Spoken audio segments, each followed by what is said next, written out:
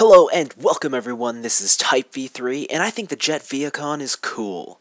But when it comes to cars, I'm a firm believer in the theory that all the best looking vehicles are the ones with wheels.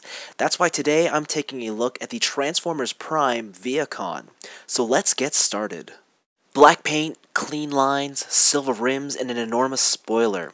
These are all qualities that give the Vehicon his gorgeous looking alt mode. Add to that the extremely flared rear wheel arches, along with the aggressively sculpted front end, and we have ourselves a car that would look equally at home at an auto show or the Batcave.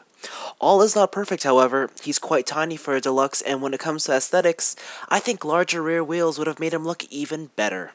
Having said that, we've gotten many great looking Transformers in recent years, but none of them look nearly as slick as the Vehicon.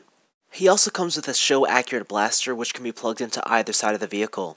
Due to its asymmetrical design though, attaching it to the right side leaves it upside down, and that just looks funny.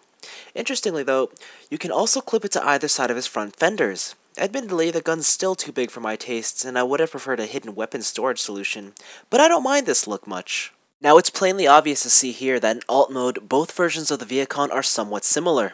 They both have a glossy black finish and have related design cues, but almost nothing about them is identical. However, both figures are based off of the same mold, so how will that affect transformation? Well, surprisingly, not much, if at all. The Vehicon shares the same transformation scheme bar a few slight differences.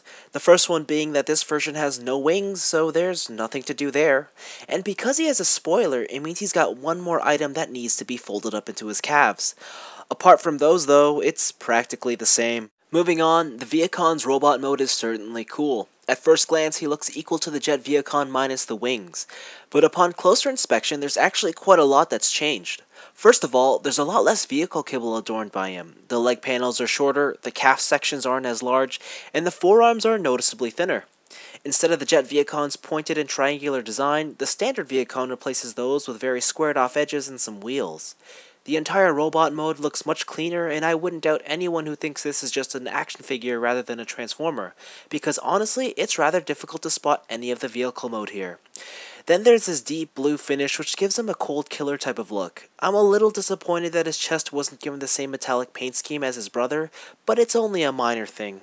You probably already guessed it, but the Vehicon has the same posability as the Jet Vehicon, which means awesome arms, which are even better because there's no giant wings to impede them, no waist, and a terrible knee joints. What's cool though, is because he doesn't have that wing assembly, this backplate can come all the way down and touch his back, so it gives an overall cleaner look.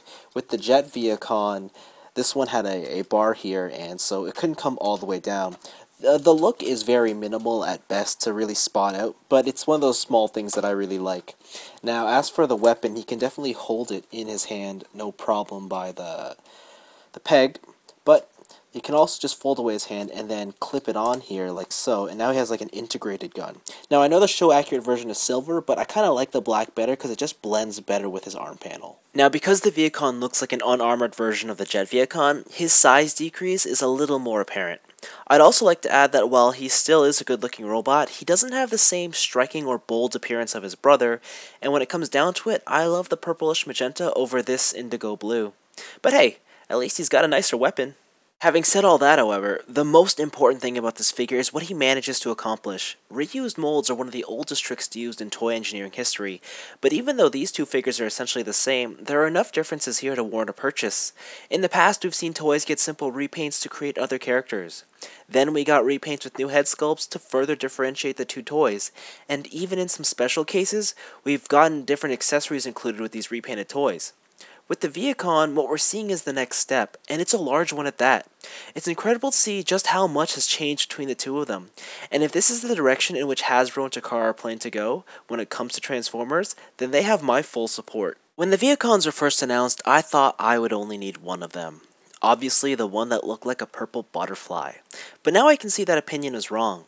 Of course, if I could only have one, well, that would be quite a tricky decision. I don't much care for the simple black and blue design of this Vehicon, but I can't ignore his beautiful alt mode and his superior weapon. Then again, this question is purely hypothetical, so I'm not going to bother and continue contemplating over it. The point is that both versions of this toy are awesome, and surely you won't be disappointed in either of them.